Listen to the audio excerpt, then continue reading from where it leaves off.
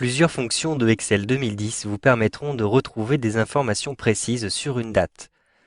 Vous pourrez ainsi synthétiser une liste de dates, notamment dans un tableau croisé dynamique. Donc ici, vous le voyez, j'ai une liste de dates avec à chaque fois en face une commande. Je souhaite obtenir à chaque fois le numéro du mois, le numéro de l'année et le numéro du jour dans le mois. Je vais utiliser différentes fonctions. Ici, pour retrouver le numéro du mois dans l'année, je vais rentrer le signe égal et je vais utiliser la fonction mois comme ceci. J'ouvre la parenthèse et je sélectionne ma date. Je ferme la parenthèse et j'appuie sur la touche Entrée. Comme il s'agit d'un tableau simple que j'ai défini dans Excel 2013, automatiquement, vous le voyez, ma fonction est automatisée dans le tableau. Je souhaite retrouver maintenant le numéro de l'année. Donc je vais rentrer le signe égal et j'utilise la fonction année, A2N, 2E. Je n'utilise pas ici d'accent. J'ouvre la parenthèse et je précise entre parenthèses la date. J'appuie sur la touche Entrée et automatiquement, vous le voyez, je retrouve l'année qui correspond à l'année de cette date-ci. Je souhaite retrouver maintenant le numéro du jour dans le mois. Je vais rentrer le signe égal et j'utilise la fonction jour, tout simplement. Entre parenthèses, je précise la date, je ferme la parenthèse et j'appuie sur la touche Entrée. J'ai donc à chaque fois le jour du mois et je peux vérifier ici à chaque fois dans mes dates, cela correspond bien. Une information que vous n'avez pas à l'intérieur de votre date. Il s'agit du jour de la semaine. C'est une information qui peut s'avérer utile. Donc vous aurez un résultat avec un numéro. 1 correspond au dimanche. Et donc le 2 correspond au lundi, le 3 au mardi, etc. Je vais rentrer le signe égal et je vais utiliser la fonction joursum. Donc J-O-U-R-S-E-M. J'ouvre la parenthèse. Je choisis ici ma date et je ferme la parenthèse. J'appuie sur la touche Entrée et j'ai à chaque fois, vous le voyez, le jour de la semaine qui m'est proposé. Et donc il s'agit ici, pour cette première date, d'un dimanche.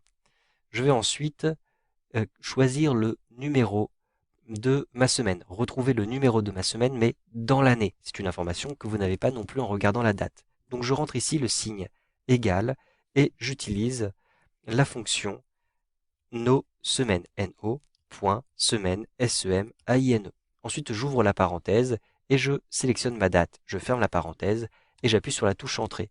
À chaque fois, vous le voyez, je vais avoir le numéro de la semaine dans l'année. Et d'ailleurs, lorsque je change d'année ici, je retrouve à nouveau la première semaine et donc l'ordre croissant. Il s'agit de l'ordre d'organisation de mes dates à l'intérieur de ma liste.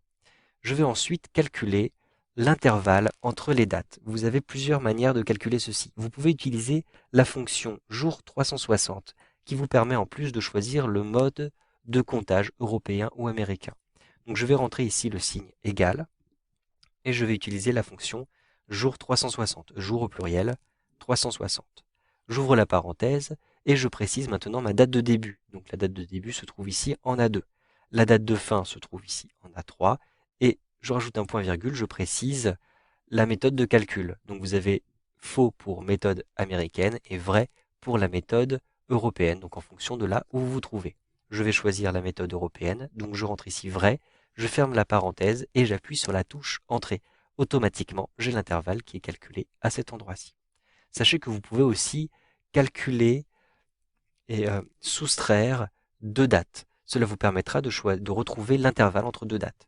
Je rentre ici le signe égal et je vais prendre cette date-ci, je vais ôter de cette date la date précédente. Je rentre la date précédente et j'appuie sur la touche Entrée. Automatiquement, j'ai le format de date qui est appliqué à l'intérieur de ma colonne. Donc je vais sélectionner ma colonne, je me rends à l'intérieur de Accueil et je vais modifier le format. Donc par exemple, je vais utiliser le format standard. Ici, automatiquement, vous le voyez, vous avez les intervalles qui apparaissent. Maintenant, nous allons synthétiser toutes ces informations à l'intérieur d'un tableau croisé dynamique. Donc je clique à l'intérieur de mon tableau et je me rends à l'intérieur de l'onglet Insertion. Puis, je vais choisir ici Tableau, tableau croisé dynamique. Immédiatement, mon tableau simple a été repéré par le programme. Je valide en cliquant sur OK. Ici, je souhaite avoir pour les en-têtes de ligne les différents mois. Donc, je vais glisser les mois ici dans les en-têtes de ligne. Pour les en-têtes de colonne, je souhaite avoir les années. Donc, je vais déplacer les années à cet endroit-ci. Et pour les valeurs, je souhaite simplement compter le nombre de commandes. Donc, je vais déplacer mes commandes à l'intérieur des valeurs. Automatiquement, je vais avoir une synthèse avec nombre, donc pour un comptage des commandes. Immédiatement, vous avez un tableau qui ressemble à celui-ci et vous pouvez compter le nombre de commandes et voir la progression du nombre de commandes d'année en année. Donc ici, mon tableau est assez simple, mais vous pouvez utiliser ces informations dans des tableaux et dans des listes de dates beaucoup plus complexes. Vous savez donc maintenant comment retrouver des informations à partir de dates dans Excel 2013.